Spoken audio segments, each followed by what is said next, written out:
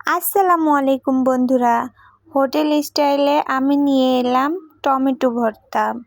তো কিভাবে বানাই চলো শুরু করা যাক। আমি প্রথমেই 2 কাপ পেঁয়াজ কুচি নিয়ে নিয়েছি এবং এটা একটা কড়াইতে করে আমি সরিষার তেল দিয়ে ভেজে নিচ্ছি। পরিমাণ মতো আমি রসুনও নিয়ে একই তেলে ভেজে নিব। খুবই সুন্দরভাবে ভেজে নিব এবং আস্তে জালে ভাজবো। যখনই লাল বর্ণের হবে তখনই আমরা এটাকে নামিয়ে ফেলব। তারপরে আমরা দিয়ে দিব কাঁচামরিচ। কাঁচামরিচটা ভাজতে গেলে কিন্তু ফুটে ওঠে এবং গায়ে লাগে, তাই আমরা এটাকে 2 ভাগ করে দিব যাতে এটা না ফুটে গায়ে লাগে। তো এবারে আমরা নিয়ে নিব টমেটো। আমি 2টা পরিমাণ টমেটো নিয়েছি এবং এটাকে আমি 2 ভাগ করে মাঝখান থেকে কেটে নিয়েছি এবং এটা আমি সরিষার তেল দিয়ে এপিট ওপিট করে ভেজে নিব।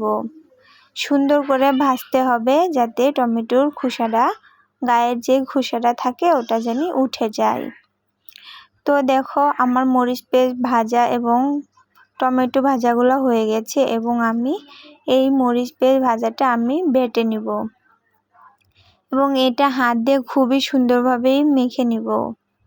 বন্ধুরা, তোমাদের কাছে ভিডিওটা কেমন লেগেছে অবশ্যই কিন্তু কমেন্টের মাধ্যমে জানাবে এবং এরকম নতুন নতুন ভিডিও পেতে আমার চ্যানেলটা সাবস্ক্রাইব করে আমার পাশে থাকবে। তো দেখো আমার কিন্তু টমেটো ভর্তাটা প্রায় কাছাকাছি শেষের পথে।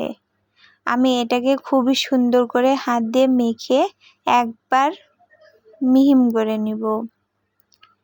তো এবার আমি মরিচ বাটাটাও টমেটোর সাথে সুন্দর করে মিশিয়ে নিব স্বাদ মতো নুন দিয়ে। আঙুল চেটে খাওয়ার মতো স্বাদ, একবার খেলে বারবারই খেতে চাইবা। তো তোমাদের কাছে যদি ধনেপাতা থাকে তাহলেও তুমি এটা ওর সাথে অ্যাড করে দিতে পারো।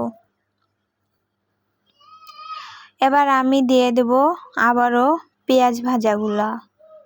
এটা উপরে দিয়ে দিলে খুবই মজাদার লাগবে। বন্ধুরা, এরপরে তোমরা কোন রান্নার ভিডিওটা পেতে চাও অবশ্যই কমেন্ট বক্সে জানাও। হয়ে গেল আমার মজাদার হোটেল স্টাইলের টমেটো ভর্তা। দেখা হচ্ছে আবারও পরবর্তী ভিডিওতে।